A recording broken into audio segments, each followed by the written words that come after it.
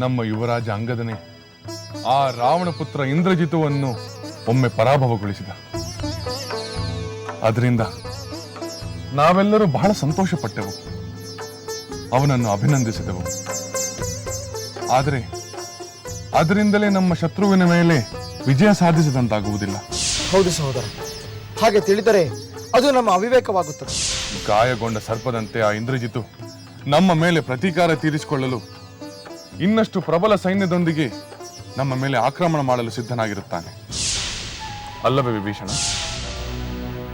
ರಾಮಚಂದ್ರ, ಖಂಡಿತ ನಿನ್ನ ಮಾತು ಸತ್ಯ, ಇದರಲ್ಲಿ ಯಾವ ಸಂದೇಹವೂ ಇಲ್ಲ.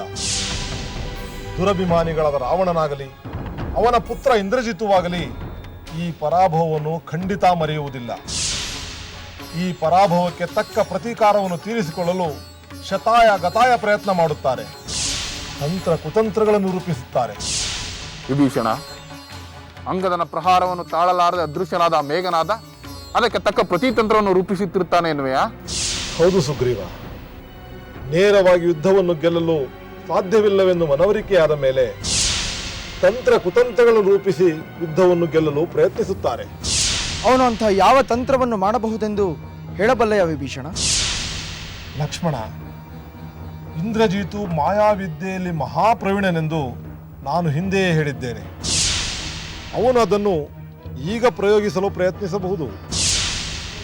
ತಾನು ಸಿದ್ಧಿಸಿಕೊಂಡಿರುವ ಮಾಯಾವಿದ್ಯೆಯ ಬಲದಿಂದ ಅವನು ಯಾರ ಕಣ್ಣಿಗೂ ಕಾಣಿಸದೆ ಅಸ್ತ್ರಗಳನ್ನು ಪ್ರಯೋಗಿಸಿ ನಮ್ಮ ಸೈನಿಕರನ್ನು ಕಂಗೆಡಿಸಬಹುದು. ವಿಭೀಷಣ, ಅವನ ಮಂತ್ರವಿದ್ಯೆ ಎಷ್ಟೇ ಪ್ರಬಲವಾಗಿದ್ದರೂ ನಮ್ಮ ರಾಮಚಂದ್ರ ಪ್ರಭುವಿನ ಶಬ್ದವೇದಿಯ ವಿದ್ಯೆಯ ಮುಂದೆ ಅದು ನಿಲ್ಲಲಾರದಲ್ಲವೇ? ಅವನ ಅಗೋಚರ ಅಸ್ತ್ರಗಳಿಂದ ಸ್ವಲ್ಪ ಹೊತ್ತು ನಮ್ಮ ಸೈನ್ಯದಲ್ಲಿ ಅಲ್ಲೋಲ ಕಲ್ಲೋಲ ಉಂಟು ಮಾಡಿದರೂ ಅಷ್ಟರಿಂದಲೇ ಅವನು ನಮ್ಮ ಮೇಲೆ ವಿಜಯ ಸಾಧಿಸುವುದು ಅಸಂಭವ. ಹೌದು, ತನ್ನ ಮಾಯಾ ವಿದ್ಯೆಯಿಂದ ಆ ರಾವಣ ಪುತ್ರ ವಾನರ ಸೈನ್ಯದ ಮೇಲೆ ಗೆಲುವು ಸಾಧಿಸಲಾರ. ಅದರಲ್ಲೂ ರಾಮ ಲಕ್ಷ್ಮಣನನ್ನು ಎದುರಿಸಿ ಗೆಲ್ಲುವುದಂತೂ ದೂರದ ಮಾತು. ಆ ಮೇಘನಾದ ಮೇಘಗಳಲ್ಲಿ ಅಡಗಿಕೊಂಡು ಯುದ್ಧ ಮಾಡಲಿ, ಮಿಂಚಿನಂತೆ ಸಂಚರಿಸಲಿ. ನನ್ನ ನಿಶ್ಚಿತವಾದ ಬಾಣಗಳು ಅವನನ್ನು ಹುಡುಕಿಕೊಳ್ಳುತ್ತವೆ. ಭಲೆ ಲಕ್ಷ್ಮಣ, ಭಲೆ. ನಿನ್ನ ವೀರಾವೇಶವನ್ನು ನಾನು ಮೆಚ್ಚುತ್ತೇನೆ. ಆದರೆ ಆ ಇಂದ್ರಜಿತು ಕಠಿಣ ತಪಸ್ಸು ಮತ್ತು ಯಜ್ಞಗಳನ್ನು ಆಚರಿಸಿ ಪಡೆದಿರುವ ಶಕ್ತಿಯನ್ನು ನಾವು ಅಷ್ಟೊಂದು ಹಗುರವಾಗಿ ಕಾಣಲಾಗುವುದಿಲ್ಲ. ಅವನು ತನ್ನ ವರಬಲದಿಂದ ಪಡೆದಿರುವ ಶಕ್ತಿಯನ್ನು ನಾವು ಎದುರಿಸಲೇಬೇಕು. ಹೌದು ರಾಮಚಂದ್ರ, ಅದು ಅನಿವಾರ್ಯ. ಅದಕ್ಕೆ ತಕ್ಕ ಸಿದ್ಧತೆಗಳನ್ನು ನಾವು ಮಾಡಿಕೊಳ್ಳಬೇಕು. ನಾವು ಇಂದ್ರಜಿತುವನ್ನು ಎದುರಿಸಲು ಸಾಧ್ಯವಿರುವ ಎಲ್ಲ ಉಪಾಯಗಳನ್ನು ಆಲೋಚಿಸೋಣ. ನಮ್ಮ ಗೆಲುವಿಗಾಗಿ ಇರುವ ಎಲ್ಲ ದಾರಿಗಳನ್ನು ನಾವು ಹುಡುಕೋಣ. ಜೈ ಶ್ರೀರಾಮ್! ಜೈ ಶ್ರೀರಾಮ್! ಜೈ ಶ್ರೀರಾಮ್!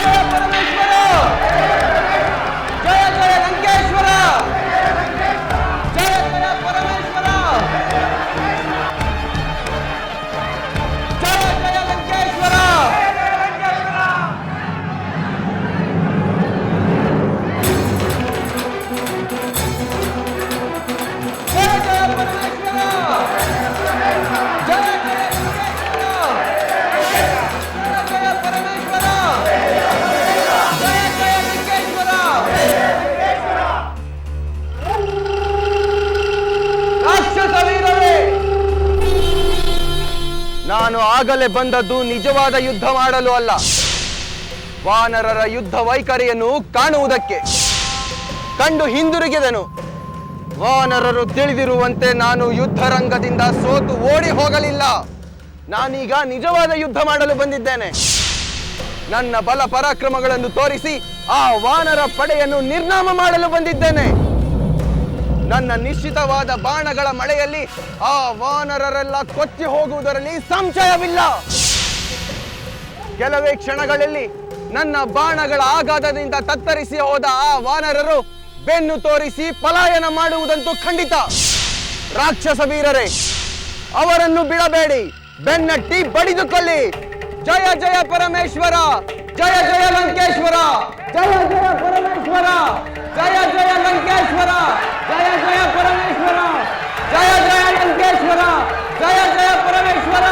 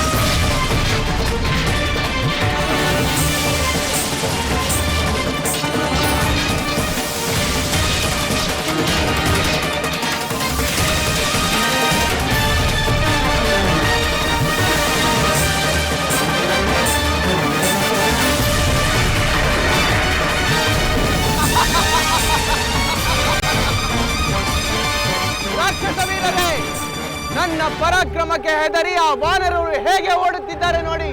ಬಿಡಬೇಡಿ, ಅವರ ಬೆನ್ನಟ್ಟಿ ಕೊಲಿ. ಜೈ ಪರಮೇಶ್ವರ, ಜೈ ಲಂಕೇಶ್ವರ.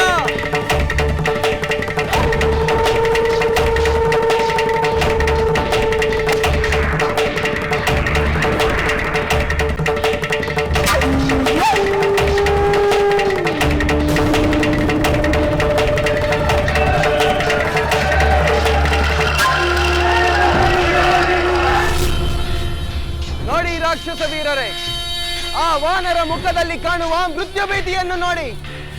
ಅವರ ಪಾಲಿಗೆ ಈಗ ನಾನೇ ಕಾಲಯಮ.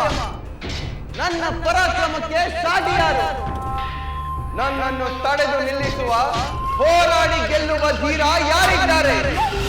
ಹಿಂದೆ ಹಿಂದೆ ಈ ಯುದ್ಧವನ್ನು ಸಮಾಪ್ತಿಗೊಳಿಸುತ್ತೇನೆ.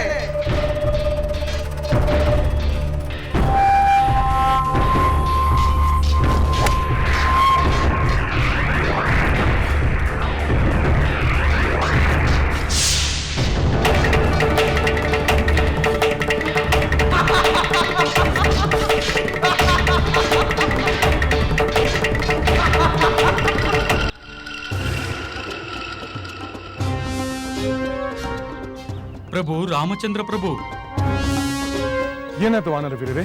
ಏನು ವಿಷಯ? ನಮ್ಮ ಆತಂಕ ನಿಜವಾಯಿತು ಪ್ರಭು. ನಾವು ಅಂದುಕೊಂಡಂತೆ ಅಂಗದನಿಂದ ಪರಾಭವಗೊಂಡು ಹೋದ ಆ ಇಂದ್ರಜಿತು ಮರಳಿ ಬಂದು ವೀರಾವೇಶದಿಂದ ಹೋರಾಡುತ್ತಿದ್ದಾನೆ. ನಮ್ಮ ವಾನರ ಸೇನೆಯನ್ನ ಕಂಗೆಡಿಸುತ್ತಿದ್ದಾನೆ. ನಮ್ಮ ವಾನರ ಸೈನಿಕರು ದಿಕ್ಕಾಪಾಲಾಗಿ ಓಡುತ್ತಿದ್ದಾರೆ ಪ್ರಭು. ಅವನು ಕಾಣುತ್ತಿಲ್ಲ. ಆದರೆ ಅವನು ಒಮ್ಮ ಬಿಟ್ಟ ಬಾಣಗಳು ಒಂದೊಂದು ನೂರಾಗಿ ವಾನರರನ್ನು ಕಾಡುತ್ತಿವೆ ಪ್ರಭು. ಭೀಷಣ ಹೇಳಿದಂತೆ ಆ ನೀಚ ರಾಕ್ಷಸನ ಮಾಯೆ ಪ್ರಬಲವಾಗಿದೆ. ಸಹೋದರ, ನನಗೆ ಅಪ್ಪಣೆಯನ್ನು ಕೊಡು. ನಾನು ಈಗಲೇ ಹೋಗಿ ಕಣ್ಣಿಗೆ ಕಾಣದ ಆ ಇಂದ್ರಜಿತು ಸತ್ತು ಬೀಳುವಂತೆ ಮಾಡುತ್ತೇನೆ. ಸಾವಧಾನ ಲಕ್ಷ್ಮಣ, ಸಾವಧಾನ. ನಿನ್ನ ಉತ್ಸಾಹವು ಮೆಚ್ಚಬೇಕಾದದ್ದೇ. ಆದರೆ ಮಾಯಾವಿಯೊಡನೆ ಹೋರಾಡಲು ನಿನ್ನೊಬ್ಬನನ್ನೇ ಕಳುಹಿಸಲು ನನ್ನ ಮನಸ್ಸು ಒಪ್ಪುತ್ತಿಲ್ಲ. ನಾನು ನಿನ್ನೊಡನೆ ಬರುತ್ತೇನೆ. ನಡೆ ಹೋಗೋಣ. ಹನುಮಂತ, ಪ್ರಭು. ಜಾಂಬವಂತ, ನೀವಿಬ್ಬರು ಇಲ್ಲಿಯೇ ಇರಿ. ಪ್ರಭು ರಾಮಚಂದ್ರ, ನಾನು ನಿಮ್ಮೊಡನೆ ಬರುತ್ತೇನೆ.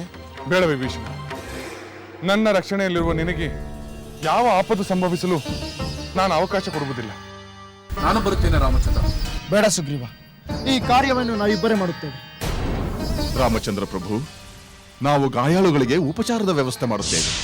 ಆಗಲಿ. ವಾನರ ವೀರರೇ, ನಡೆಯಿರಿ. ನಾವು ರಣರಂಗಕ್ಕೆ ಹೋಗೋಣ. ಆ ಇಂದ್ರಜಿತುವಿನ ಮಾಯ ಯುದ್ಧದ ವಿರುದ್ಧ ನಮ್ಮ ಧರ್ಮ ಯುದ್ಧವನ್ನು ಆರಂಭಿಸೋಣ. ಆಗಲಿ ಪ್ರಭು.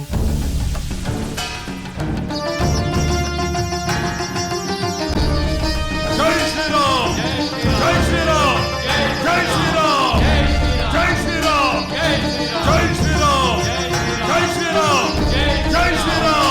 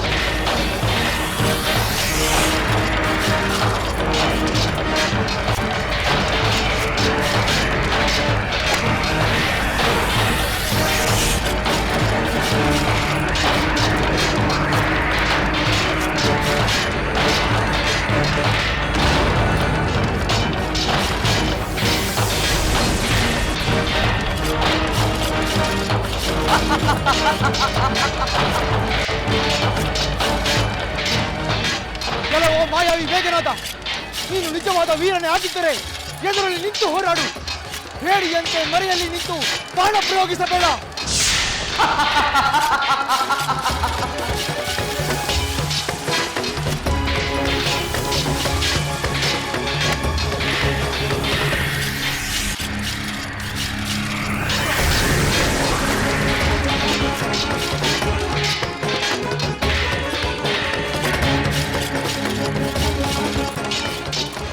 ನಾನು ಅಗೋಚರನಾಗಿದ್ದರೂ ನನ್ನನ್ನು ತಮ್ಮ ಬಾಣಗಳಿಂದ ಗಾಯಗೊಳಿಸುತ್ತಿರುವ ಈ ರಾಮ ಲಕ್ಷ್ಮಣರನ್ನು ಹೆಚ್ಚು ಹೊತ್ತು ಯುದ್ಧ ಮಾಡಲು ಬಿಡಬಾರದು. ಇವರನ್ನು ನನ್ನ ನಾಗಾಸ್ತ್ರದಿಂದ ಬಂಧಿಸುತ್ತೇನೆ.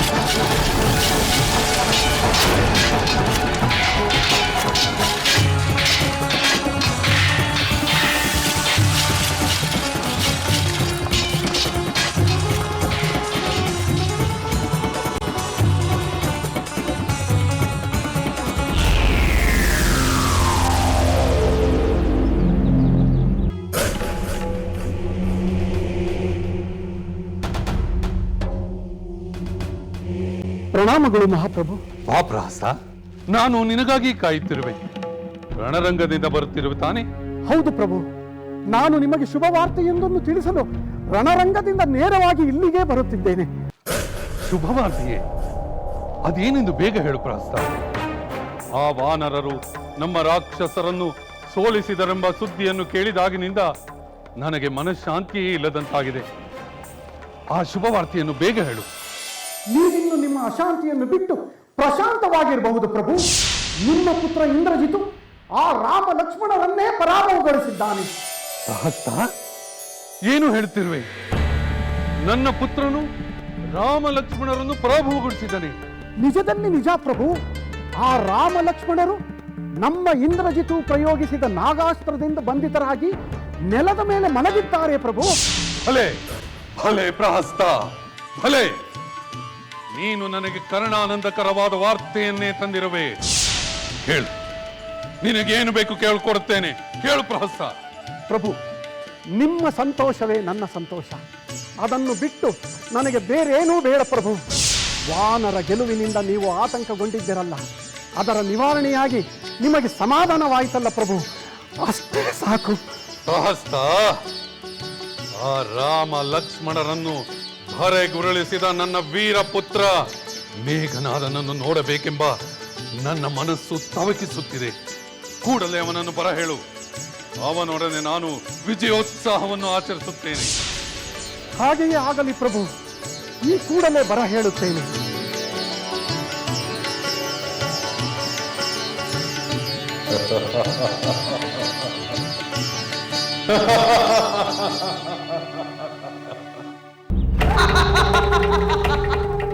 ರಾಕ್ಷಸ ವೀರರೇ, ಈ ಕಪಿಗಳು ಏನೆಂದು ಹೇಳುತ್ತಿದ್ದರು? ಪರ್ವತ ಶಿಖರಗಳ ಪ್ರಹಾರದಿಂದಲೇ ಲಂಕೆಯನ್ನು ಪುಡಿ ಪುಡಿ ಮಾಡೋಣ, ಮುಷ್ಟಿಯಿಂದಲೇ ಸಮಸ್ತ ರಾಕ್ಷಸರನ್ನು ಸಂಹರಿಸಿ ಬಿಡೋಣ ಎಂದಲ್ಲವೇ? ಅಷ್ಟೇ ಅಲ್ಲ ರಾಜಕುಮಾರ, ವಾನರರು ಮಹಾವೀರನಾದ ಶ್ರೀರಾಮನೇ ಜಯಶಾಲಿಯಾಗುತ್ತಾನೆಂದು ಅಬ್ಬರಿಸುತ್ತಿದ್ದರು. ಪಾಪ, ಹಾಗೆ ಅಬ್ಬರಿಸುವಾಗ ಆ ವಾನರರಿಗೆ ನನ್ನ ಪರಾಕ್ರಮದ ಅರಿವಿರಲಿಲ್ಲ. ಚಪಲ ಚಿತ್ತರಾದ ಮೂರ್ಖ ಕಪಿಗಳು. ರಾಕ್ಷಸ ವೀರರೇ, ಯುದ್ಧದ ಸಮಯದಲ್ಲಿ ಅದೃಶ್ಯನಾಗುವ ನನ್ನನ್ನು ನೋಡುವುದಕ್ಕಾಗಲಿ ನನ್ನ ಬಳಿ ಬರುವುದಕ್ಕಾಗಲಿ ಆ ಇಂದ್ರನಿಗೂ ಸಾಧ್ಯವಿಲ್ಲ. ಈ ಬಡಪಾಯಿ ನರವಾನರರು ಎಷ್ಟರವರು? ರಘುವಂಶೀಯರಾದ ಈ ರಾಮ ಲಕ್ಷ್ಮಣರನ್ನು ನನ್ನ ನಾಗಾಸ್ತ್ರದಿಂದ ಬಂಧಿಸಿ ನೆಲದ ಮೇಲೆ ಮಲಗುವಂತೆ ಮಾಡಿದ್ದೇನೆ. ಇನ್ನು ಸ್ವಲ್ಪ ಸಮಯದಲ್ಲಿ ಇವರನ್ನು ಯಮಸದನಕ್ಕೆ ಕಳಿಸುತ್ತೇನೆ.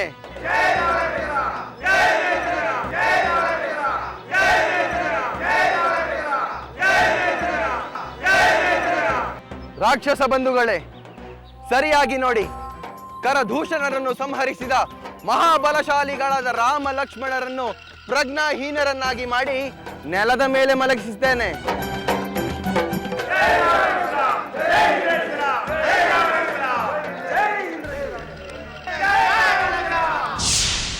ಮುನಿ ಸಮೂಹದೊಡನೆ ಸಮಸ್ತ ದೇವತೆಗಳೇ ಬಂದರು, ಸಮಸ್ತ ದಾನವ ಕುಲವೇ ಬಂದರು. ನನ್ನ ಬಾಣಗಳ ಬಂಧನದಿಂದ ಈ ರಾಮ ಲಕ್ಷ್ಮಣರನ್ನು ಬಿಡುಗಡೆಗೊಳಿಸಲು ಸಾಧ್ಯವಿಲ್ಲ. ಯಾರ ಕಾರಣದಿಂದ ನನ್ನ ತಂದೆ ಶೋಕ ಪೀಡಿತರಾಗಿದ್ದರು, ನಿದ್ರಾಹೀನರಾಗಿದ್ದರು, ಯಾರ ಕಾರಣದಿಂದ ಈ ಲಂಕಾ ನಗರವೇ ವ್ಯಾಕುಲಗೊಂಡಿತ್ತೋ, ಯಾರು ಈ ಲಂಕೆಗೆ ಆಪತ್ಕಾರಿಯಾಗಿದ್ದರೋ ಅಂಥ ರಾಮನನ್ನು ನಾನು ಇಂದು ಜಯಿಸಿದ್ದೇನೆ.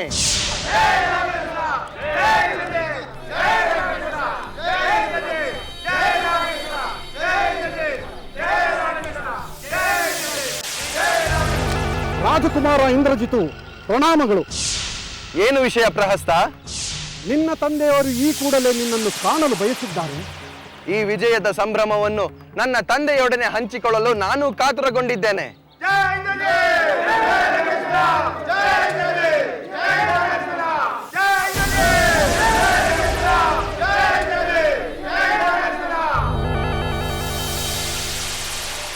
ಸುಗ್ರೀವ ಪ್ರಭು, ಸುಗ್ರೀವ ಪ್ರಭು, ಅನಾಹುತವಾಯಿತು ಪ್ರಭು, ಅನಾಹುತವಾಯಿತು.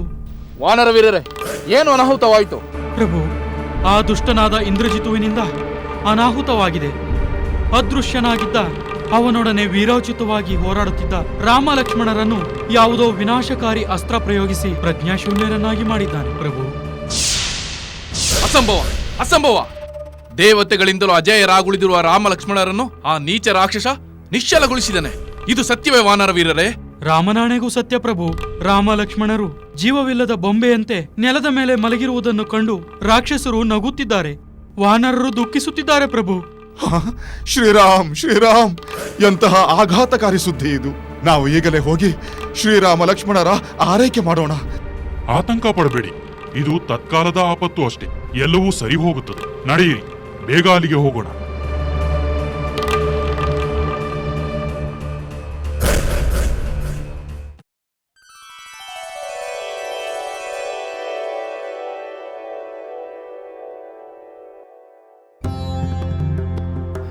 ಪ್ರಣಾಮಗಳು ತಂದೆಯೇ.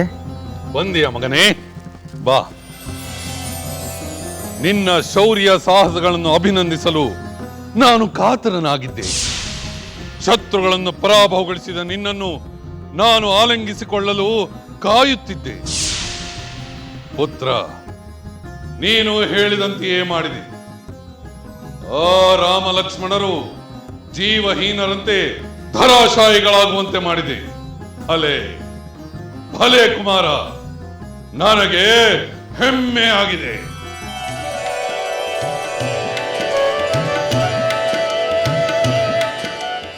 ತಂದೆ, ಇದೆಲ್ಲ ನಿಮ್ಮ ಆಶೀರ್ವಾದದ ಫಲ. ಮಹಿಮಾನ್ವಿತರಾದ ನಿಮ್ಮನ್ನು ಕಪಿ ಸೈನ್ಯದೊಡನೆ ಬಂದು ಕಾಡಿದ ಆ ರಾಮನ ಮೇಲೆ ಪ್ರತೀಕಾರ ತೀರಿಸಿಕೊಳ್ಳಲು ನನ್ನ ಮನಸ್ಸು ಹಾತೊರೆಯುತ್ತಿತ್ತು. ಅದೀಗ ಸಫಲಗೊಂಡಿದೆ.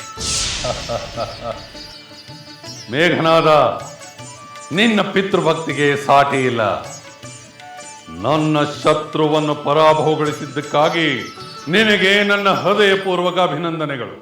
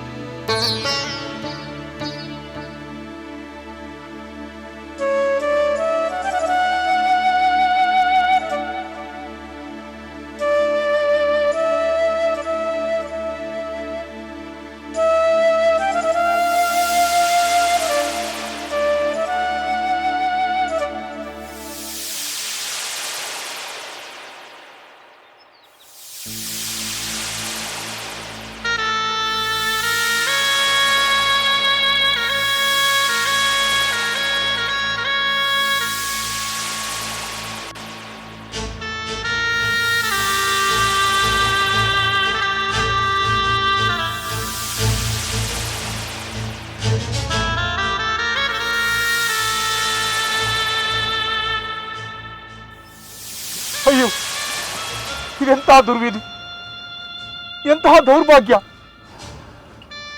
ತ್ರಿಲೋಕ ವೀರರಾದ ಶ್ರೀರಾಮಚಂದ್ರ ಲಕ್ಷ್ಮಣರು ಈ ರೀತಿ ನಿಶ್ಚಲವಾಗಿ ಮಲಗಿರುವುದನ್ನು ನನ್ನಿಂದ ನೋಡಲಾಗುತ್ತಿಲ್ಲ. ಯಾರ ಧನಸ್ಸಿನ ಠೇಂಕಾರದಿಂದ ಇಡೀ ಭೂಮಂಡಲವೇ ನಡುಗುತ್ತಿತ್ತೋ ಅಂಥ ರಾಮಲಕ್ಷ್ಮಣರು ಹೀಗೆ ನಿಷ್ಕ್ರಿಯರಾಗಿ ಮಲಗಿರುವುದನ್ನು ನನ್ನಿಂದ ನೋಡಲಾಗುತ್ತಿಲ್ಲ.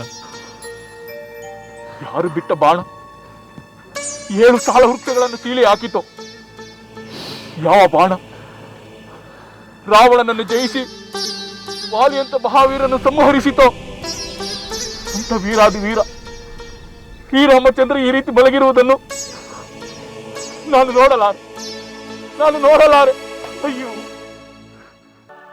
ತಂದೆಯೇ, ಈ ಲಂಕೆಯನ್ನಾಗಲಿ ನಿಮ್ಮನ್ನಾಗಲಿ ಎದುರಿಸುವ ಶಕ್ತಿ ದೇವ ದಾನವ ಮಾನವರಲ್ಲಿ ಯಾರಿಗೂ ಇಲ್ಲವೆಂಬುದು ಸ್ಥಿರವಾಯಿತು. ಇನ್ನು ಮುಂದೆ ನಿಮ್ಮನ್ನು ಕೆಣಕುವ ಧೈರ್ಯ ಯಾರಿಗೂ ಬರುವುದಿಲ್ಲ. ಹೌದು ಪುತ್ರ, ಖರದೂಷಣ ಮೊದಲಾದ 14,000 ರಾಕ್ಷಸರನ್ನು ಕೊಂದ ಆ ರಾಮನ ಪರಾಕ್ರಮವೇ ಮಹಾ ಎಂದು ಲೋಕ ಅನ್ನುತ್ತಿತ್ತು.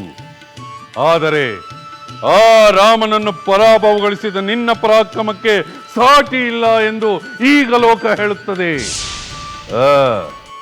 ಕುಮಾರ, ನಿನಗಿಂತ ಆಪ್ತರು, ನಿನಗಿಂತ ಹಿತೈಷಿಗಳು ನನಗೆ ಬೇರೆ ಯಾರೂ ಇಲ್ಲ.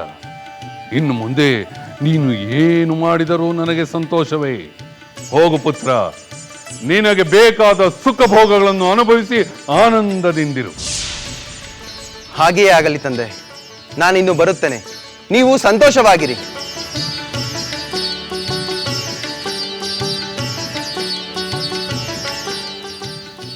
ಸಂತೋಷ.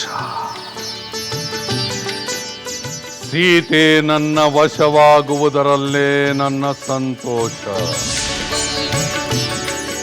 ರಾಮ ಲಕ್ಷ್ಮಣರು ಪರಾಭವಗೊಂಡಿದ್ದಾಯ್ತು. ಇನ್ನು ಸೀತೆ ನನ್ನ ವಶವಾಗುವುದೊಂದೇ ಉಳಿದಿರುವುದು. ರಾಮನ ಪರಿಸ್ಥಿತಿಯೇ ಹೀಗಾದ ಮೇಲೆ ನಾವು ಲಂಕೆಯನ್ನು ಗೆಲ್ಲುವುದು ಹೇಗೆ? ಆ ದುಷ್ಟ ರಾವಣನನ್ನು ಪರಾಭವಗೊಳಿಸುವುದು ಹೇಗೆ?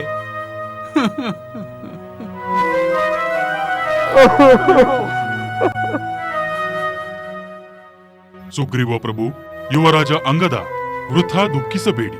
ನಿಮ್ಮಂತ ವೀರರಿಗೆ ಈ ಕಣ್ಣೀರು ತರವಲ್ಲ. ಯುದ್ಧವೆಂದ ಮೇಲೆ ಇವೆಲ್ಲ ಸಾಮಾನ್ಯವಲ್ಲವೇ? ವಿಜಯವೆಂಬುದು ನಿಶ್ಚಿತವಲ್ಲ. ಸೋಲು ಗೆಲುವುಗಳ ಸಂಘರ್ಷದ ಹಾದಿಯಲ್ಲಿ ಸಾಗಲೇಬೇಕು. ಆನಂತರ ಅಂತಿಮ ವಿಜಯವನ್ನ ಗಳಿಸಬೇಕು. ನಮ್ಮ ಭಾಗ್ಯವಿದ್ದರೆ ಮಹಾತ್ಮರಾದ ರಾಮಲಕ್ಷ್ಮಣರು ಎಚ್ಚರಗೊಳ್ಳುತ್ತಾರೆ. ರಾಮ ಲಕ್ಷ್ಮಣರನ್ನು ಈ ಸ್ಥಿತಿಗೆ ತಲುಪುವಷ್ಟು ಆ ಮೇಘನಾಥನು ಯಶಸ್ವಿಯಾಗುತ್ತಾನೆಂದು ತಿಳಿದಿದ್ದರೆ ನಾನು ಮೊದಲೇ ಆ ನೀಚನನ್ನು ಹುಡುಕಿ ಕೊಂದು ಬಿಡುತ್ತಿದ್ದೆ. ನನ್ನ ಸ್ವಾಮಿ ನೆಲದ ಮೇಲೆ ಪ್ರಜ್ಞೆ ತಪ್ಪಿ ಮೈ ಮರೆತು ಮಲಗುವ ಪ್ರಸಂಗ ಬರುತ್ತಿರಲಿಲ್ಲ. ಕಪಿಶ್ರೇಷ್ಠ, ಮಹಾಜ್ಞಾನಿಯಾದ ನೀನೂ ಹೀಗೆ ಹತಾಶನಾಗಬೇಡ. ದುಃಖಿತರಾಗಿರುವ ವಾನರರನ್ನು ಸಮಾಧಾನಪಡಿಸುವುದು ಈಗ ನಿನ್ನ ಕರ್ತವ್ಯ. ಸತ್ಯ ಧರ್ಮಪಾಲಕರಾದ ಯಾರಿಗೇ ಆದರೂ ಮೃತ್ಯು ಭಯ ಉಂಟಾಗಲು ಸಾಧ್ಯವಿಲ್ಲ. ಧೈರ್ಯ ತಂದುಕೋ. ಅಯ್ಯೋ, ನನಗೆ ಏನು ತೋಚುತ್ತಿಲ್ಲವಲ್ಲ. ಈ ಸಂದರ್ಭದಲ್ಲಿ ಆ ರಾವಣ, ಇಂದ್ರಜಿತು, ಕುಂಭಕರ್ಣ ಇವರೆಲ್ಲ ಏಕಕಾಲದಲ್ಲಿ ನಮ್ಮ ಮೇಲೆ ಆಕ್ರಮಣ ಮಾಡಿದರೆ ಏನು ಮಾಡುವುದು? ನಮ್ಮನ್ನೆಲ್ಲ ರಕ್ಷಿಸಬೇಕಾದ ಈ ಪರಮಾತ್ಮನನ್ನು ನಾವು ಹೇಗೆ ರಕ್ಷಿಸುವುದು? ನನಗೆ ದಿಕ್ಕೇ ಕಾಣುತ್ತಿಲ್ಲವಲ್ಲ. ಕಪಿರಾಜ ಸುಗ್ರೀವ, ಇದು ದಿಕ್ಕೆಟ್ಟು ಕೂಡುವ ಸಮಯವಲ್ಲ. ಅಕಾಲದಲ್ಲಿ ಅತಿ ಭಯ ಪ್ರದರ್ಶನ ಕೂಡ ಅಪಾಯಕಾರಿಯಾಗುತ್ತದೆ. ಆದ್ದರಿಂದ ಭಯ ದುಃಖಗಳನ್ನ ತ್ಯಜಿಸಿ ಧೈರ್ಯವನ್ನ ಅವಲಂಬಿಸಿ ರಾಮಸೇವಕರಾದ ವಾನರ ಸೇನೆಯ ಹಿತವನ್ನ ಯೋಚಿಸಿ. ನನ್ನ ಅಭಿಪ್ರಾಯದಲ್ಲಿ ರಾಮ ಲಕ್ಷ್ಮಣರು ಎಚ್ಚರಗೊಳ್ಳುವವರೆಗೆ ರಕ್ಷಿಸುವುದು ನಮ್ಮ ಕರ್ತವ್ಯ. ಇವರು ಎಚ್ಚರಗೊಂಡ ನಂತರ ಇವರೇ ನಮ್ಮ ಭಯವನ್ನ ನಿವಾರಿಸುತ್ತಾರೆ. ದಾಸಿಯರೇ, ಪ್ರಭು,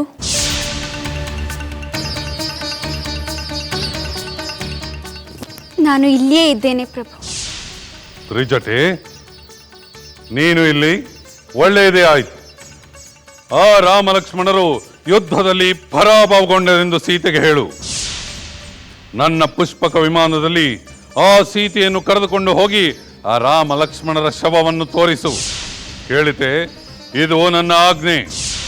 ಹಾಗೆ ಆಗಲಿ ಪ್ರಭು. ಇಲ್ಲಿ ಕೇಳು. ಏನು ಹೇಳಿ ಪ್ರಭು? ಯಾರ ಪ್ರೇಮದ ನಿರೀಕ್ಷೆಯಲ್ಲಿ ಅವಳು ನನ್ನ ಪ್ರೇಮವನ್ನು ತಿರಸ್ಕರಿಸಿದಳು, ಅವನು ತನ್ನ ಸೋದರನೊಡನೆ ರಣಭೂಮಿಯಲ್ಲಿ ಹತನಾಗಿದ್ದಾನೆಂದು ಹೇಳು. ಹೇಳುತ್ತೇನೆ ಪ್ರಭು. ಅವಳ ಅಪೇಕ್ಷೆಯಂತೆ ರಾಮನು ಅವಳಿಗೆ ಸಿಗಲಿಲ್ಲ. ಸರ್ವಾಲಂಕಾರ ಭೂಷಿತಳಾಗಿ ನನ್ನನ್ನು ಸೇರುವಂತೆ ಹೇಳು. ಹೇಳುವುದೇನು? ರಾಮನ ದೇಹವನ್ನು ಕಂಡೊಡನೆ ಅವಳೇ ಆ ನಿರ್ಧಾರಕ್ಕೆ ಬರುತ್ತಾಳೆ. ಭಗ್ನ ಮನೋರಥಳಾದ ಅವಳಿಗೆ ಬೇರೆ ದಾರಿಯೇ ಇಲ್ಲ, ಅಲ್ಲವೇ ತ್ರಿಜಟೆ? ಹೌದು ಪ್ರಭು. ನಾನು ಈಗಲೇ ಹೋಗಿ ಸೀತೆಗೆ ಈ ವಿಷಯ ತಿಳಿಸುತ್ತೇನೆ.